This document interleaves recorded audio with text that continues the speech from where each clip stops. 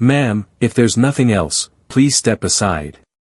The teller's voice cut through the air, sharp and icy, like a blade dismissing a tiresome fly.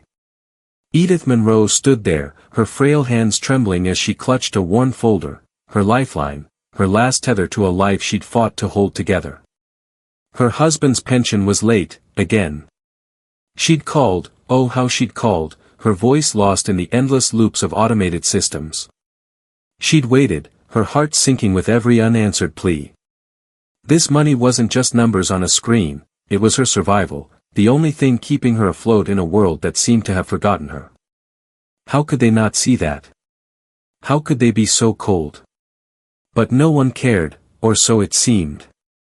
The bank buzzed with impatience, the line behind her shifting and grumbling.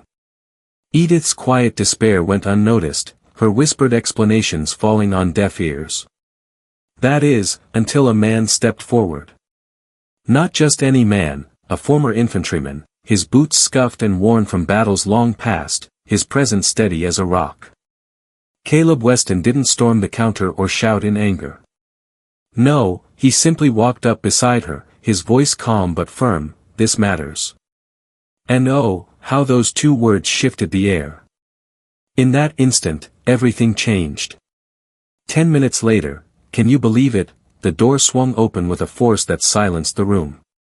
A four-star general strode in, his uniform pristine, his authority undeniable. What happened next? It was a moment that would sear itself into the memory of everyone in that bank, a blazing reminder of what respect truly means. Welcome to Heartfelt Gratitude Stories, where tales of compassion and kindness light up the shadows. Let's dive into what really unfolded that day. Picture this, most Tuesdays in Rockbridge, Virginia, rolled by in a predictable blur from my perch on the second floor of First Dominion Bank. Behind that tempered glass, locked away in my office, I had the view no one envied but everyone relied on, every camera feed, every transaction ID, every tiny spark of trouble before it flared into a wildfire. I wasn't the manager you'd notice, and I liked it that way. My job? Keep the gears turning, the line moving, the system satisfied. But that morning, oh, that morning, the system was ravenous. The lobby was a restless sea of people, the line snaking past the stanchions like a coiled snake ready to strike. Customers shuffled, their patience worn thin, shifting from foot to foot as frustration simmered. Why? A glitch in the regional server had stalled all federal payments, veterans benefits, retirement deposits, disability assistance, by at least 72 hours. No heads up, no warning. We just flipped on the monitors and watched the chaos ignite with the first desperate cry, "Where's my check?" I zoomed in on camera 4, and there she was, Edith Monroe, standing at booth 4.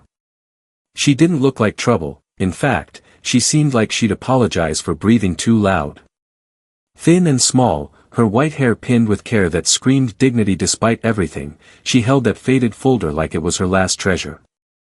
I knew her, 2 years of quiet monthly visits, always polite, always slipping in and out like a ghost. But today, she wouldn't budge. The camera's mic barely caught the exchange, but I knew the vibe. Devin Hale, our 29-year-old teller with a haircut as sharp as his tongue, leaned forward, tapped his keyboard, then slumped back, already shaking his head. I cranked the volume, desperate to hear. "Ma'am, like I said, there's nothing I can do if the system shows it's pending. You'll need to call the VA office directly." Devin's tone was clipped, final. Edith's voice quivered, fragile as a dry leaf. "They said it was processed." "Then I'm not sure what to tell you." "Next, please." He flicked his eyes to the next in line, dismissing her like yesterday's news. But Edith? She didn't move an inch. Her hand rested on that folder, and she whispered, "I live off that money. It's all I have." My hand froze on the mouse. My heart. It twisted hard. I should have bolted downstairs, stepped in, done something. But years in this job, understaffed, overbooked, had dulled me. "Wait," I told myself, like a coward hiding behind the glass. The lobby seemed to hold its breath. Then, oh, thank heavens, someone moved. Caleb Weston stepped out of line. Late 30s, maybe early 40s, tall and solid, with a posture that said he'd faced worse than this and come out standing. I'd seen him before, a quiet guy who deposited checks and left. But today, he didn't head for the door or grumble. He walked right up to Edith's side, standing there like a shield. "Excuse me," he said to Devon, steady as stone, "but maybe you should take another look at her case." Devon's face didn't flinch. "Sir, I'll ask you to return to the line. This doesn't concern you. It concerns all of us." Caleb shot back, calm but unyielding. The crowd stirred, some annoyed, some wide-eyed. Edith glanced up at him, her eyes shimmering with shock. Was someone actually standing up for her? After all this time?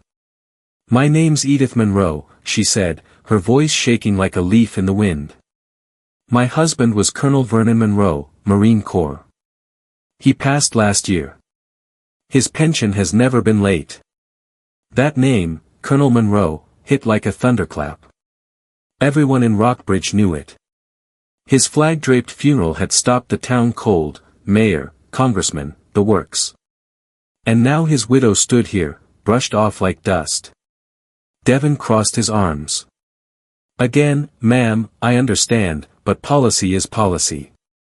We can't override VA payments." Caleb's tone sharpened, though he stayed cool. "What you're doing isn't policy, it's avoidance. She deserves help. She deserves respect." Devon's jaw clenched. "Toby," he barked into his mic, "you seeing this?" "Oh, I saw it, all right. And I still hadn't moved." My chest churned, 12 years in this bank, training tellers, knowing every quirk of the place, yet I'd forgotten what dignity looked like when someone refused to let it fade. Caleb Weston was that dignity. I grabbed my key card, half standing, when camera 5 caught my eye. Ray Collier sat there, retired artillery captain, same old herringbone coat, same quiet routine. But today, he watched Caleb and Edith like a hawk, then slipped a flip phone from his pocket. Typed one line.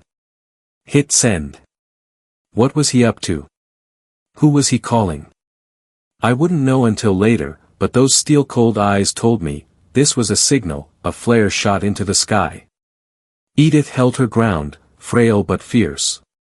Caleb didn't budge. And me? I hesitated, terrified not of rules, but of admitting I'd lost sight of what mattered, people like her, legacies like Monroe's, swallowed by a system obsessed with efficiency over empathy. The wind howled outside, rattling the windows. Inside, the tension thickened, heavy and real. Then camera 1 flickered, the door spun open, and in walked a man who needed no introduction. Tall, composed, eyes like storm clouds, 4 gleaming stars on his shoulders, General Everett Langston. The room forgot how to breathe. The lobby at 9:42 a.m. was a taut wire, ready to snap. Devon stood rigid, arms crossed, body angled away from the counter. Caleb held his post beside Edith, a silent guardian. And me? Still glued to my office, overthinking, underacting. "Sir," Devon snapped, louder now, "I'm asking you one last time to step away." Caleb didn't flinch. "And I'm asking you one last time to look again, not at the screen, at her. No yelling, no drama, just raw truth that stung worse."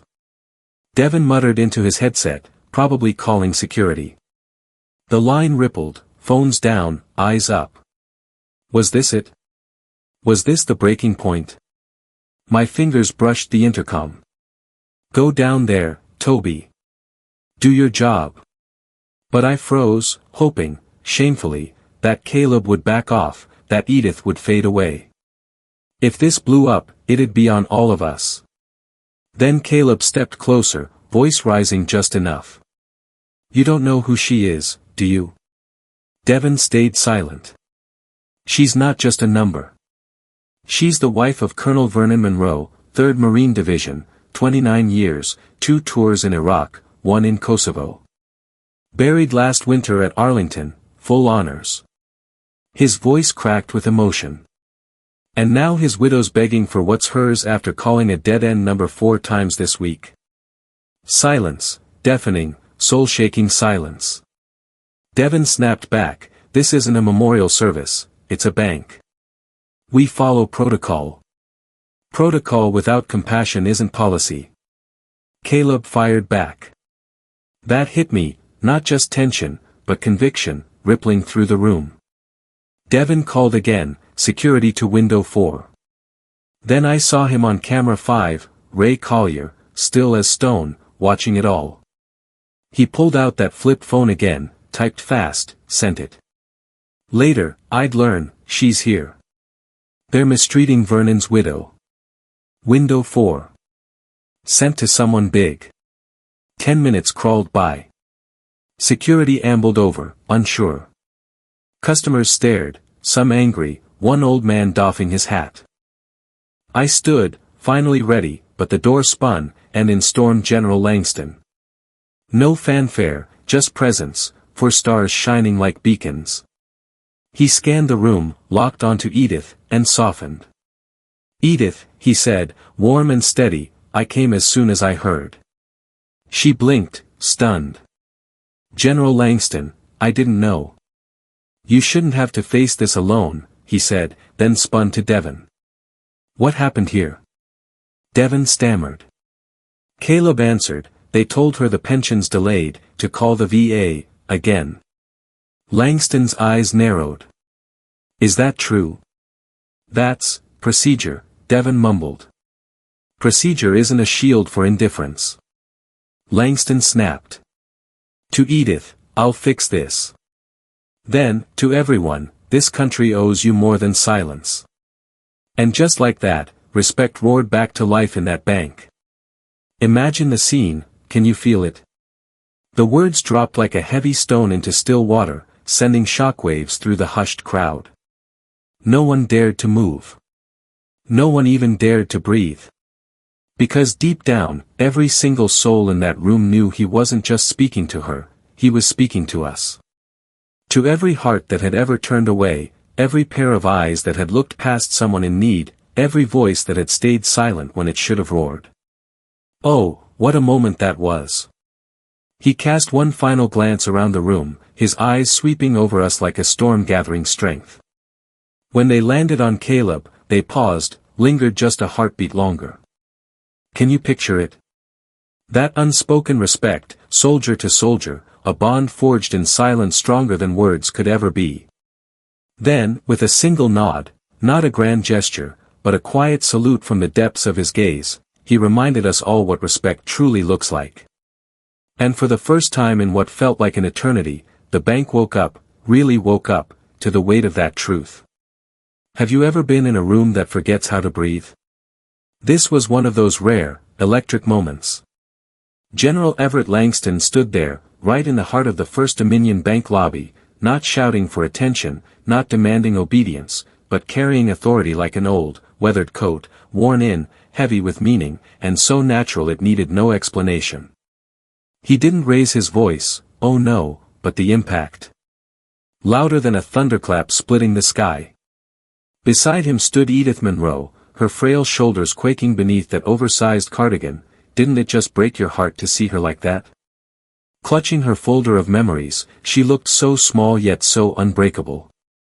Caleb Weston lingered a step behind her, his stance quiet but oh so alert, like a sentinel guarding something sacred. Devon, the teller, shrank back a little, his eyes glued to the cold marble floor as if it might swallow him whole. And me? I finally took that last trembling step down from the staircase and into the fray. I'd been silent too long, way too long. "Sir," I croaked, my voice dry as dust in my throat, "if I may, please." Langston turned those piercing eyes on me, sharp as a blade but not cruel, no, never cruel. I fumbled with the lanyard around my neck, stepping forward like a man walking a tightrope. "My name's Toby Graham," I said, barely steadying my nerves. "I'm the branch floor manager here." He gave a single, crisp nod. Then maybe you can tell us, he said, his voice calm but cutting, why the widow of a decorated officer has to stand here, pleading in line, dismissed like she's nothing, in front of half the town, no less. I swallowed hard. Didn't it feel like a rock lodged in my throat? There shouldn't have been a delay, I admitted, my words barely a whisper, heavy with shame. But if there was, I swear I'll dig to the root of it, and I'll make sure it ends right here, right now. I spun toward Cheryl, still frozen behind the reception desk, her hands hovering over the keys like a deer in headlights. Pull up the account history on Edith Monroe. I urged, my voice cracking with urgency. Full cycle, transaction notes, delay flags, disbursement records. Go back 24 months, everything, Cheryl, now. She didn't hesitate, thank goodness for that. Her fingers danced across the keyboard, the rapid tapping slicing through the thick, suffocating silence. Langston crossed his arms, slow and deliberate, his gaze never leaving me, like a judge weighing my very soul. She's the widow of Colonel Vernon Monroe, he declared, his voice steady as granite, ringing out to every corner of the room, not just to us but to every bystander clinging to the edges of this unfolding drama. I served with Vernon for 19 years, 19 long, grueling years. That man led Marines through 2 wars, carried wounded soldiers out of mortar zones on his own back. Can you even imagine the courage? He didn't beg for medals. He demanded honor. And now his wife stands here, days without the pension she's earned, being told to call some faceless hotline like she's a nuisance. No one dared respond. It wasn't fear that held us, it was a reckoning, a soul-deep reckoning that shook us to our cores.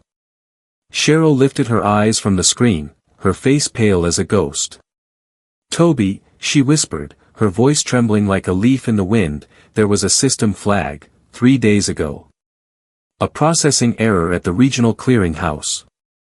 It wasn't the VA, it was us. Local sync failed, and the funds got stuck in a manual review queue. And no one, followed up. My stomach plummeted, didn't it just twist your gut to hear that? How much is withheld? I asked, bracing myself for the answer. Her voice was so faint I almost missed it. $1,762, she murmured, plus a backlog of overdraft fees, about 300 more. Reverse them. I snapped, my tone sharp and unyielding. All of them, right now. Cheryl blinked, wide-eyed.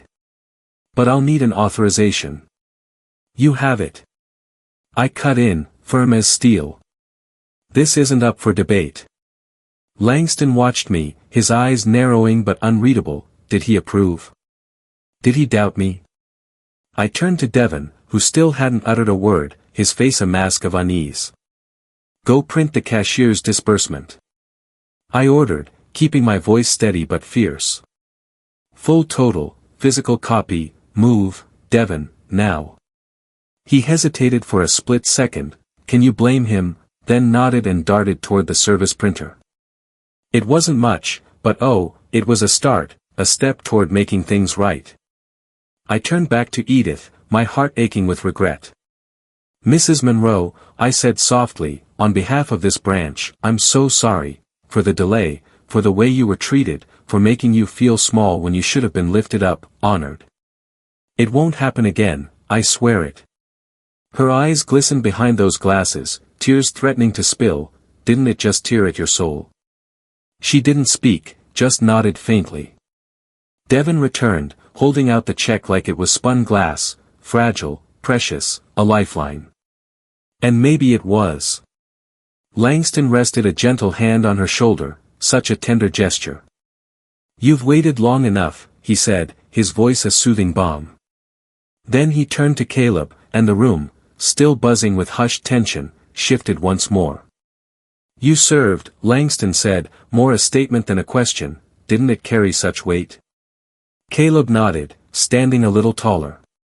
Yes, sir. Army infantry, discharged last fall. And what do you do now? Langston pressed, his curiosity genuine. I work plumbing, Caleb replied, his voice low but steady. Didn't it sound like a man who knew his worth? Contract jobs. A couple hours here, a couple there. Langston studied him, his gaze sharp and searching. You handled yourself well today, he said. No drama, no retreat, just stood where someone needed you. That's rare, don't you think? Caleb shrugged, almost shyly. Didn't think about it much. She reminded me of my mother. Langston nodded, a faint smile tugging at his lips, and reached into his pocket. Can you guess what came next? He pulled out a business card, thick and embossed, simple yet powerful. I run a civilian military liaison office out of Richmond, he said. We work with banks, schools, local governments, anywhere veteran services meet the public. We need people like you on our advisory board, people who remember how to act when others forget.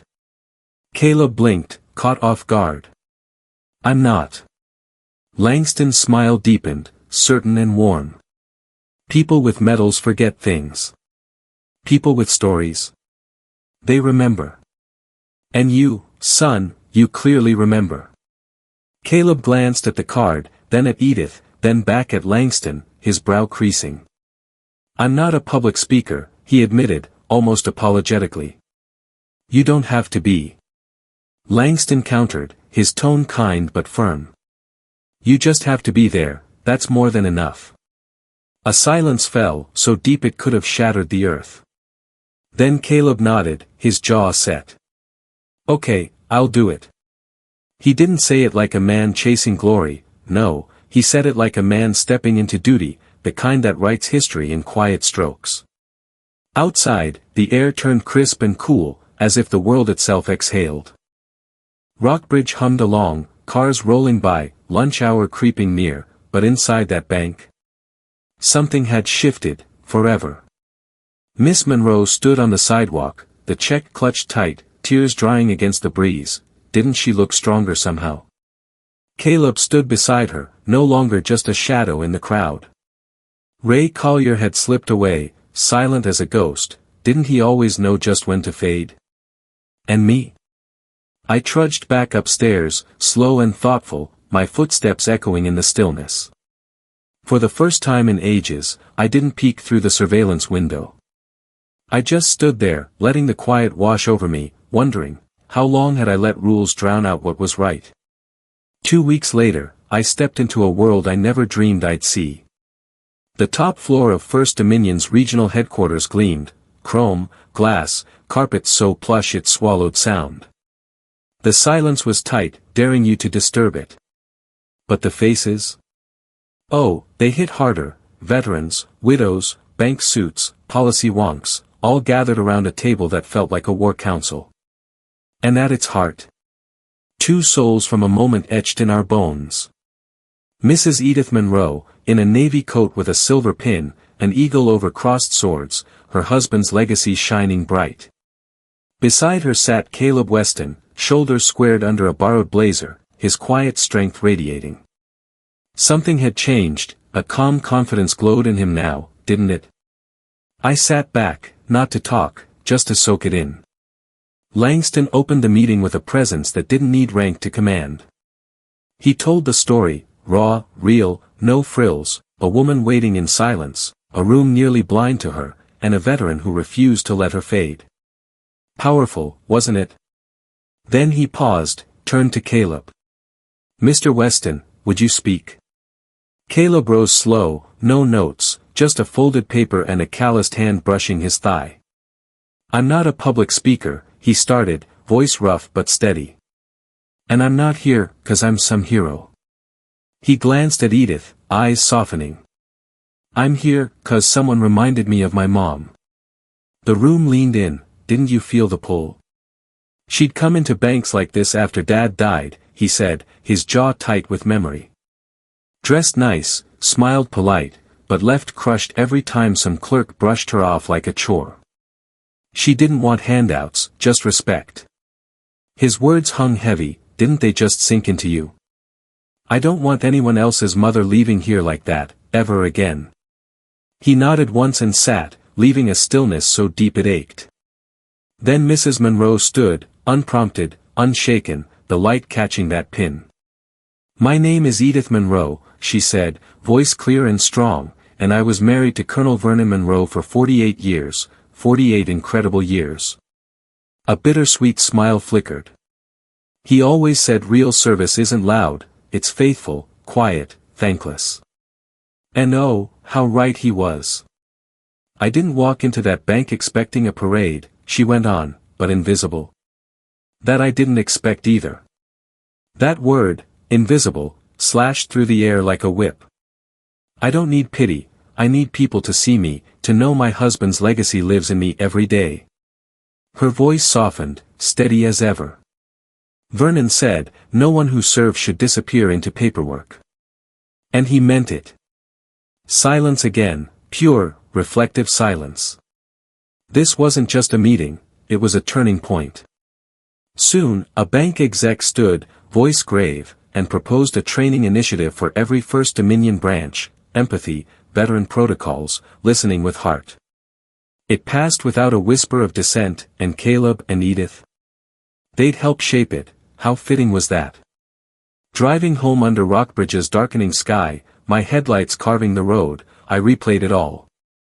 Next morning, I didn't sit at my desk, I gathered the team in the break room, coffee steaming, and shared the story, not to scold, but to awaken.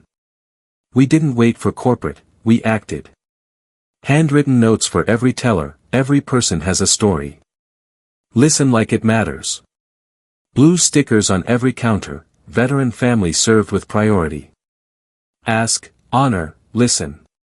Quiet, real change, didn't it feel right?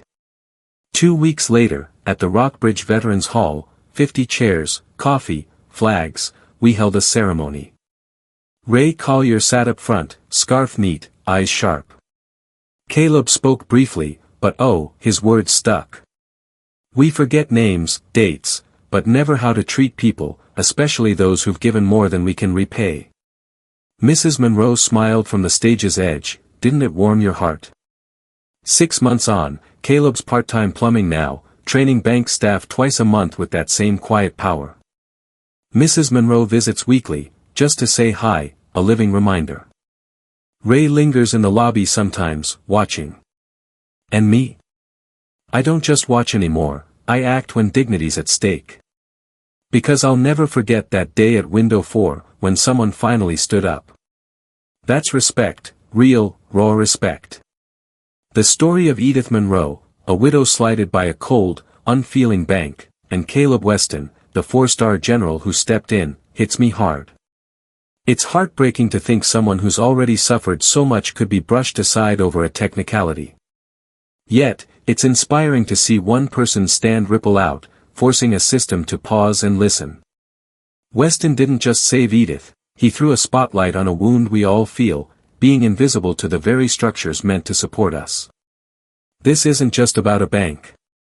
It's about a society that too often shrugs at veterans, widows, and the vulnerable, prioritizing rules over humanity. I'm frustrated. Why does it take a general's clout to demand basic respect? Shouldn't decency be the baseline?